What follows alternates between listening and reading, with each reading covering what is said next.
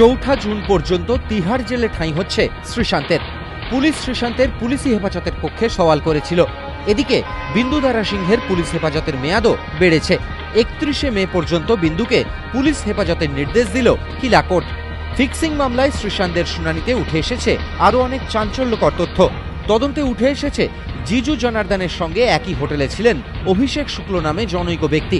শ্রীশান্ত কাটার road থেকে গ্রেপ্তার হওয়ার পর রাজীব নামে একজনকে ফোন করেন। পরে রাজীবই জিজুকে ফোন করে শ্রীশান্তের গ্রেপ্তার হওয়ার খবর দেন। প্রায় 1.5 ঘন্টা পর জিজু ধরা দেন।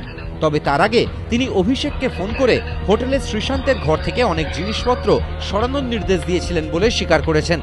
শ্রীশান্তের আইনজীবী আদালতে দাবি করেন 19শে মে হোটেলে শ্রীশান্তের জিনিসপত্র বাজেয়াপ্ত করা নিয়ে টানাপোড়েন হয়েছিল দিল্লি এবং মুম্বাই পুলিশের মধ্যে, যার প্রত্যুত্তরে আদালত জানতে চায় মুম্বাই পুলিশ জিনিসপত্র বাজেয়াপ্ত করে থাকলে অভিষেক কি কি সরিয়েছিলেন।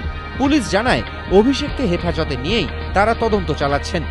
এদিন আদালতে তোলা হয় অজিত চান্ডিলা, অশ্বিনী অগ্রওয়াল এবং বুকি চন্দ্রেশ পটেল ওরফে চাঁদকে। প্রথম দফায় পুলিশি হেফাজতের মেয়াদ শেষে মঙ্গলবার বিন্দুকে কিলা কোর্টের অতিরিক্ত মুখ্য ম্যাজিস্ট্রেটের এজলাসে তোলা হয়। পুলিশের আবেদনের ভিত্তিতে বিচারক 5 দিনের পুলিশ হেফাজত মঞ্জুর করেন। ফিক্সিং কাণ্ডে গত 21শে মে বিন্দুকে গ্রেপ্তার করে মুম্বাই পুলিশ। একদিকে বিন্দুর পুলিশি হেফাজতের মেয়াদ বাড়া, অন্যদিকে শ্রীশান্তের জেল হেফাজত। পুলিশের আশা ফিক্সিং কাণ্ডের তদন্তে আরও অগ্রগতি আনবে আগামী কয়েকদিনে। এবিপি আনন্দ।